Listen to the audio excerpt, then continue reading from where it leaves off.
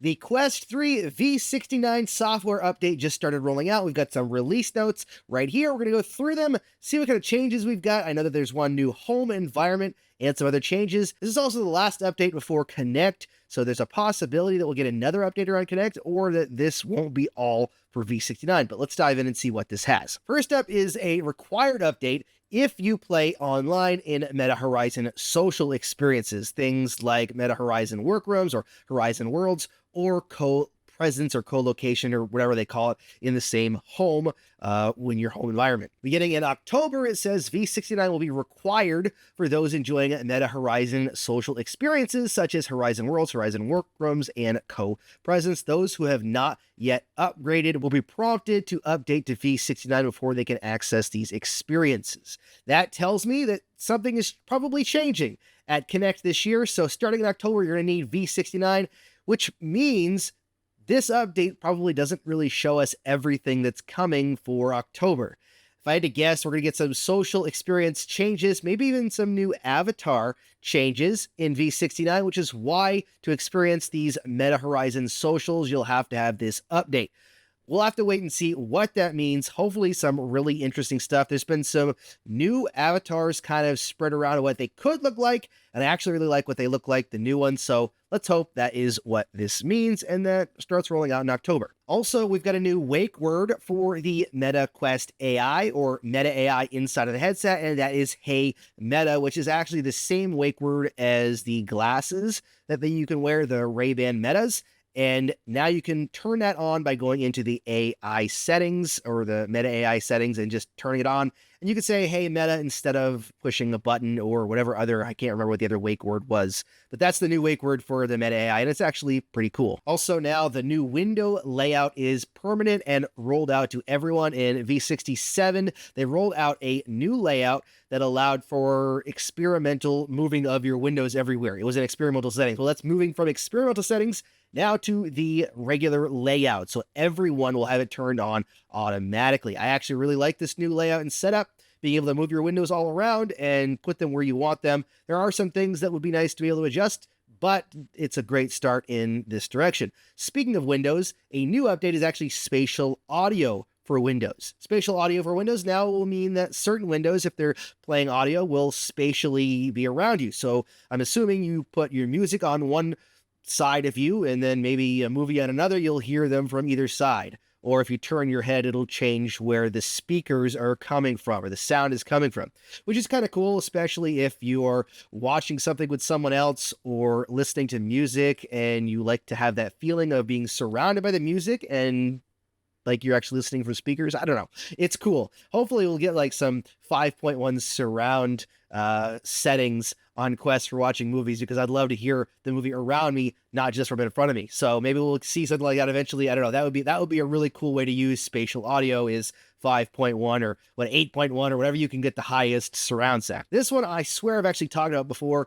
I'm either imagining it or I already mentioned it and it's just rolling out now. Remove apps from library is finally coming. It says take care of visual clutter in your library with the ability to completely remove unwanted apps and worlds, including leftover apps that you've already uninstalled. Select remove from library from the app or world's library menu and make it easier to find and access your content. So you can actually remove things from your library. I know I've talked about this before. It's a big deal, really, because there's a lot of stuff you kind of get for free, or maybe a game you don't really want to play anymore and you don't want it cluttered in your library. You can hit remove. I assume you can bring it back to your library, because if you've paid for it especially, but it removes it from the library in your home environment at least. Bluetooth quick pairing, also part of V69. You can now quickly pair supported Bluetooth devices like headphones, keyboards, mice, and gamepads when they're in pairing mode near your headset. Turn on in your Bluetooth settings to get notified when a nearby device is available for pairing, and select the notification to pair. So instead of having to go into the Bluetooth settings,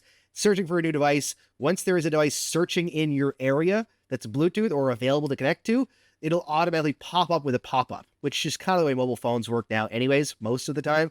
That's what's going to be happening now in Quest, which actually makes it a lot more simple than having to go into the settings, especially if you are just trying to set something up quickly, like a gamepad or earbuds. Seamless multitasking. I've actually played around with seamless multitasking, and it was actually pretty cool. You're seeing on screen now a video I did, just a quick one that was in Arcade Paradise, and I've got a YouTube video playing, which is really cool. You can play the game and use the window open at the same time. It's not perfect. The window stays static, so if you move, it stays with you, which is fine. And if you reset your view, it moves. It's not perfect, but it is a really cool way to use windows, especially if you're like fishing or you're bowling or any of the static type things. You don't move around a lot. You can put a window next to you and watch something or listen to something. I think it's really cool. But this now is getting an update as well. It says you can now multitask more effectively by keeping the universal menu and up to 3 windows open during immersive experiences. This can be used to look up information, watch videos, or chat with friends while staying engaged with your immersive games and apps. Seamless multitasking can be enabled in experimental settings. I think it was only 1 window you could have open at a time, and now you can have 3, which is pretty cool. Whether you can use the new menu system to drag them and put them where you want them, I'm not 100% sure. That would be even cooler. Have one up above you, one to the side, one below you. I don't know what you would use those for, but I guess that would be kind of cool if you could do that. Also, content adaptive backlight control. I mentioned this, I think, last month, I swear. Some of these I think I've said before, but it says improves contrast and battery life by adjusting the backlight of your headset based on the content you're viewing. So this means that if you're viewing in a dark area, it's going to adjust the backlight, how much backlight's being used. Should help with battery life and all that cool stuff. It's just more of a quality of life type of thing. Boundary improvements as well. Your boundary is more dynamic now with frictionless access to Meta Horizon Home by automatically placing you into a stationary boundary when you visit your home. You'll no longer have to repeatedly find or create a room scale boundary. Okay, so this is something that's kind of been a pet peeve of mine. Every time I put my headset on, if I'm standing in a slightly different spot or not in the spot that I was the last time, it will usually ask me to create a new boundary, unless I'm like in a room that has been scanned and it recognizes it. But that doesn't always happen right away. And sometimes I'm just standing in a spot where I want to turn on the headset, check some things, and I just want a stationary boundary, the circle that it puts on the floor. Well, now when you put your headset on, it'll automatically place a stationary boundary for you, putting you into your home environment. Technically speaking, I use the pass-through most of the time for my home environment, so it'll essentially allow me to jump into the menu faster. Just something simple. Then, when you jump into an immersive experience, it'll go through the process of either setting up a new boundary or looking for the boundary that you previously made. Makes more sense to me, and I'm glad that is something that they're deciding to do. Head-tracked cursor interaction improvements. This is just improving the behavior of the head-tracked cursor to stay hidden when it's not wanted, such as watching a movie or using 2D apps, and appears when you need it. That's when you have no controllers or hand tracking on and the dot appears in the front of your head or where you look to select things. It's supposed to be smarter, not activate as frequently or when you're not wanting it to. Also, permission histories. You're now able to view the last 7 days of sensitive permission access by installed apps through a new panel within your settings. This is more of just if you want information about what apps are accessing for privacy purposes or for permissions. Also, privacy setting updates. We are making privacy settings easier to use with Meta Horizon Worlds and simplifying settings for everyone in a few ways. Control your privacy across Meta Quest and Horizon Worlds in a unified way, and control your visibility and status from the social tab. Stylus support. This is probably meaning that we're going to see a launch of this at Connect or soon after.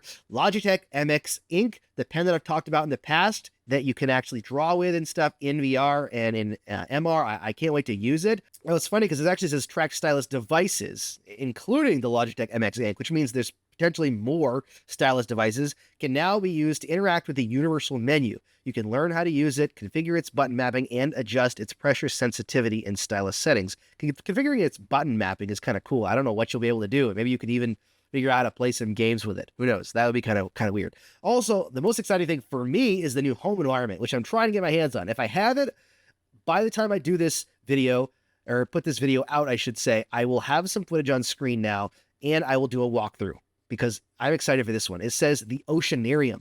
Escape to the Oceanarium, our latest Horizon home. Immerse yourself in an underwater world filled with seaweed and, how do you say the anemones that flow with the gentle ocean currents. Get up close and personal with sea turtles, manta rays, and even a majestic whale while you experience the beauty of the ocean like never before. I want to try that. I just love having new home environments. It's one of my favorite things about updates is the new home environments, and they don't come often enough. I wish that they would do more themed ones, like we had the Lord of the Rings, Rings of Power, one a couple years ago or 3 years ago, I think now. I'd love another one. I'd love another Lord of the Rings one. I don't know about you. I actually enjoy the show, and a lot of people don't, and they don't like that it's nothing like J.R.R. Tolkien's books, which is fine.